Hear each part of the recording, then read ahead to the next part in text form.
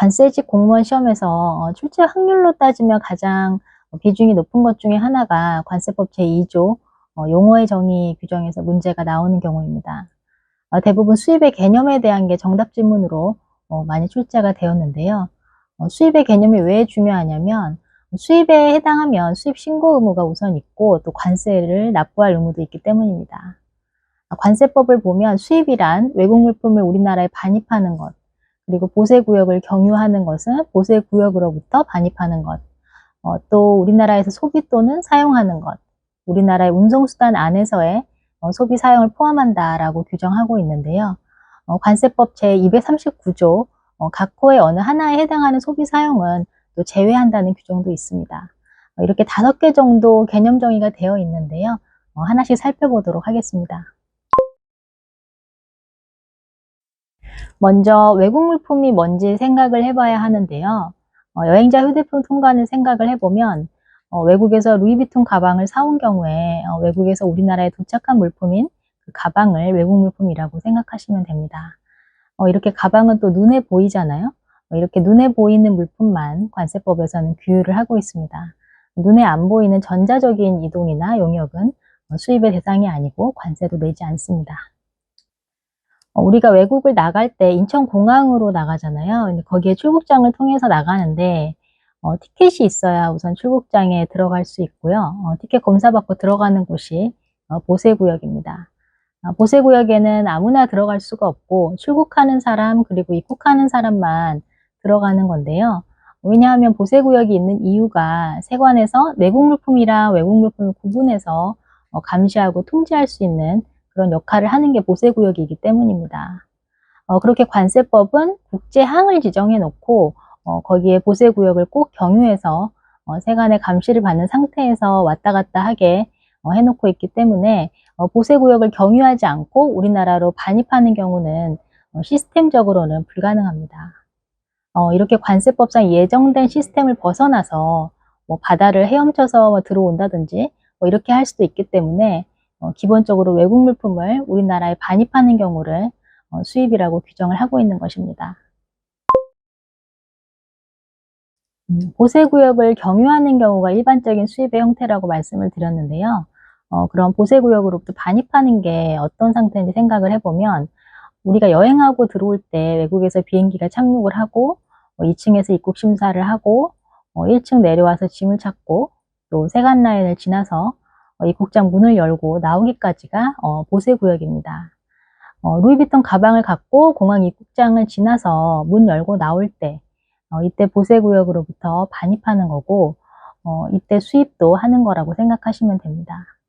기사를 보면은 명품을 갖고 들어오다가 신고를 안 하면 밀수입죄라는 걸 들어보셨을 텐데 입국장을 통해서 나올 때 이제 보세구역으로부터 반입하는 때 수입에 해당하기 때문에 그렇기 때문에 신고 의무가 있고 그걸 안 해서 밀수가 되는 겁니다. 수입할 때 관세를 왜 내는지 생각을 해보면요. 예를 들면 중국에서는 농산물이 엄청 쌉니다. 그 가격 그대로 우리나라에 들어오게 되면 우리나라 농산물은 가격 경쟁력이 없으니까 아무도 그 업을 하려고 하지 않을 거 아니에요. 그러면 그 국내 산업이 붕괴되니까 중국 농산물에는 500% 이런 식으로 관세를 부과를 해서 어느 정도 국내 산업을 보호할 수 있게 하는 역할을 하는 겁니다. 그리고 관세는 외국 물품이 우리나라에서 소비되거나 사용될 거를 전제로 합니다. 이런 소비에 대해서 세금을 부과하는 것을 관세의 소비세적인 성격이다. 이렇게 표현합니다. 그리고 외국 물품을 우리나라에 반입하는 경우에 수입이라고 했는데 이제 반입을 하면 소비가 되는 걸 전제로 하는 거고요. 보세구역에서 우리나라로 반입하지 않은 상태에서 소비 또는 사용되는 경우도 있을 수 있기 때문에 외국 물품을 우리나라에서 소비 또는 사용하는 경우도 수입이라고 추가로 규정을 하고 있습니다. 예를 들어 기출 지문 중에 외국 물품을 보세구역에 반입 신고한 후에 그 용도에 따라 소비하거나 사용하는 경우 수입에 해당한다. 이건 맞는 지문인데요.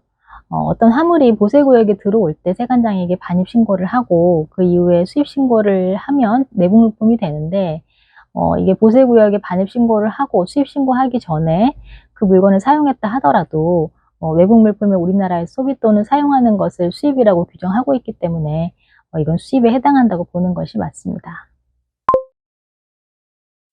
우리나라의 운송수단 안에서의 소비 또는 사용도 우리나라에서의 소비 또는 사용과 동일하게 본다라는 규정이 있습니다. 운송수단은 비행기나 선박을 말하고요. 국제무역선이라는 것은 무역을 위하여 우리나라 외국을 운항하는 선박을 말하고, 국제무역기란 무역을 위하여 우리나라와 외국 간을 운항하는 항공기를 말합니다. 미국에서 우리나라로 오는 대한항공 화물기를 생각하시면 되겠습니다. 법 제239조 각 호의 어느 하나에 해당하는 소비 또는 사용은 제외한다고 규정하고 있는데요.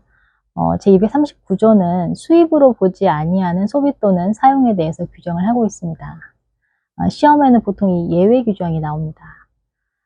원칙에 따르면은 선박용품이나 항공기용품, 차량용품, 그리고 여행자용품을 운송수단에서 그 용도대로 사용을 해도 우리나라 운송수단 안에서 소비 사용하는 거니까 수입에 해당하는 게 맞을 텐데, 관세법 제239조에서 별도로 이 규정을 따로 둬서 예외적으로 수입에 해당하지 않는다고 규정하고 있는 겁니다. 수입에 해당하면 관세를 내는 건데, 수입에 해당하는지 아닌지를 이제 문제를 풀 때는 이 경우에 관세를 내는 게 맞을까? 이렇게 상식적으로 한번 생각을 해보시고, 관세를 내는 게 맞는 것 같다. 그러면 이제 수입이라고 생각하시면 되고, 이런 경우에 관세를 내라는 말을 못 들어봤다. 그러면 수입이 아니다. 이렇게 판단하시는 게 좀 도움이 될 수 있을 것 같은데요. 여행자가 휴대폰을 운송수단 또는 관세 통로에서 소비하거나 사용하는 경우에 우리가 비행기 안에서 내가 가지고 있는 물품을 휴대폰을 쓸 때 관세를 내라는 얘기는 못 들어보셨잖아요. 그러면 이걸 수입으로 보지 않기 때문에 관세를 내지 않는 겁니다. 선박용품, 항공용품, 차량용품을 운송수단 안에서 그 용도에 따라 소비하거나 사용하는 경우 수입에 해당하지 않습니다. 요건은 두 가지죠. 운송수단 안에서 그 용도에 따라 사용을 해야 합니다. 예를 들어 연료를 운송수단 안에서 운항 목적으로 사용하는 경우를 생각할 수 있고요.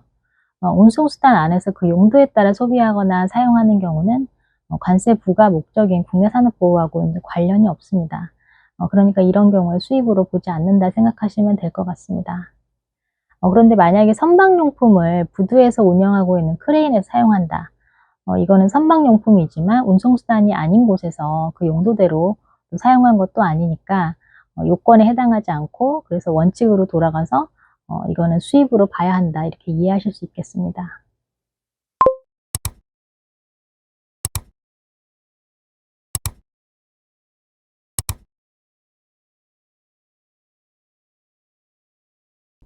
선박용품, 항공기용품, 차량용품을 세관장이 정하는 지정보세구역에서 출국 심사를 마치거나 우리나라에 입국하지 아니하고 우리나라를 경유해서 제3국으로 출발하려는 자에게 제공을 해서 그 용도에 따라 소비하거나 사용하는 경우에는 수입에 해당하지 않고 관세를 내지 않습니다.